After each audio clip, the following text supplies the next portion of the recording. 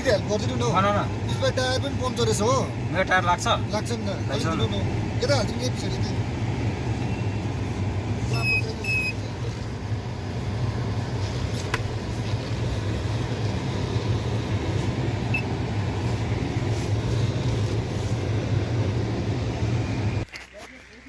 ले रोके एकछिन यहाँ साथी